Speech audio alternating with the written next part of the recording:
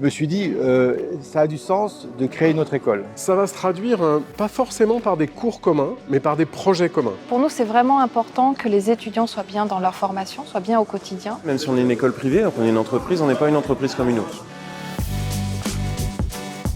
Montpellier était une école qui marchait très bien, avec beaucoup de studios qui venaient recruter et qui recrutaient tellement nos étudiants qu'on était entre 3 à 7 offres d'emploi par étudiant. Quand on a choisi de venir à Lille, c'est pour s'inscrire dans un écosystème. Et cet écosystème, c'est celui de la Pleine Image d'abord, des Hauts-de-France, et après, au niveau européen, évidemment, on est à proximité de la Belgique, de l'Angleterre, de Londres, qui est une place forte pour les VFX et l'animation, et de Paris, évidemment. Quand j'ai rencontré Emmanuel Delamarre à la Pleine Image, je me suis dit, waouh, là, il y a vraiment un écosystème qui existe déjà, qui a déjà plus de 10 ans d'expérience, qui est construit, qui est structuré, et où si on arrive demain, ça va être facile. Pleine Image, c'est un écosystème qui rassemble à la fois des entreprises, des studios, des centres de recherche, des écoles, sur la question de l'industrie culturelle et créative, donc avec un gros prisme sur l'audiovisuel. Il y a une forme d'économie circulaire dans tout ça, c'est-à-dire que l'étudiant va pouvoir trouver son stage ici, trouver potentiellement un emploi aussi ici. Qu'est-ce qu'on amène à un étudiant ?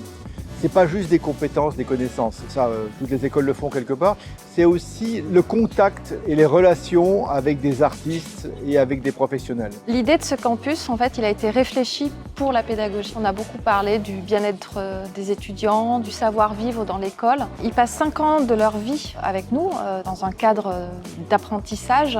Souvent, ils sont loin de leur famille, ils créent de nouvelles amitiés, de nouvelles rencontres. On a la chance d'avoir un site plutôt agréable à vivre, donc j'invite tous les gens qui regardent cette vidéo à venir nous rencontrer. Voilà, un vrai lieu de vie où on va développer des événements, du contenu, il y a des food trucks différents tous les jours, on fait du sport, on fait la fête. On a toujours parlé de faire ses études avec bonheur, en fait, de pouvoir en tout cas se sentir apaisé, se sentir serein dans ses études. C'est déjà un élément majeur d'être là au quotidien, parce qu'en plus les étudiants ont la possibilité de loger sur place. On ramène des professionnels qui viennent témoigner, on organise des confs inspirantes, on a un incubateur pour celles et ceux qui veulent créer leur boîte. Je me suis rendu compte que sur l'île, j'avais vraiment une grosse dynamique de développement pour cette filière des industries culturelles et créatives. Artefix, c'est plutôt une école de post-production, et 24, c'est plutôt une école de l'écriture et du tournage. On axe l'enseignement sur l'utilisation du temps réel dans la pré-production. Ça veut dire quoi concrètement ?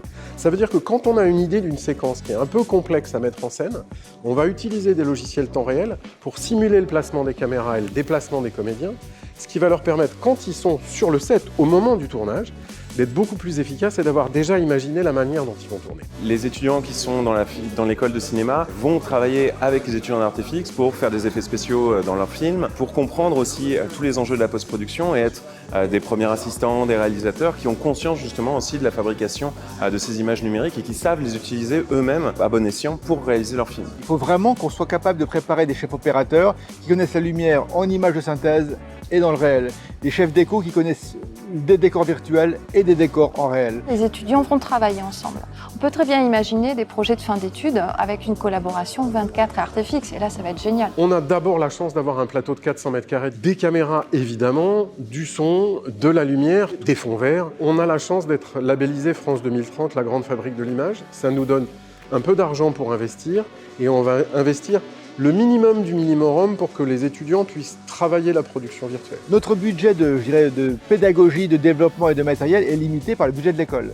Tout à coup, avec France 2030, on va pouvoir franchir des marches technologiques, quantité de matériel, qualité du matériel, qualité de l'enseignement qu'on n'aurait pas pu avoir auparavant. Ça veut dire 2 mètres carrés de panneaux, le hard, les ordinateurs qui vont bien et les softs dont on aura besoin. Et évidemment, la deuxième étape, c'est de passer des partenariats avec des studios qui seront équipés de cette manière-là et qui pourront accueillir les étudiants. C'est vrai qu'aujourd'hui, notre mode de financement, c'est par les frais de scolarité des étudiants et c'est onéreux, il faut avoir les moyens de se payer ses études. Donc de réussir à travers le fonds de dotation qui crée des bourses, l'école de la seconde chance, d'ouvrir les portes de l'école à d'autres populations qui aujourd'hui n'ont pas accès, c'est un enjeu fort pour nous et c'est vraiment un combat qu'on mène parce que la création, il y a besoin de gens qui viennent de tous les horizons. Et des idées, on en a beaucoup à Artefix. Maintenant, c'est cool, on peut continuer à les développer et les concrétiser.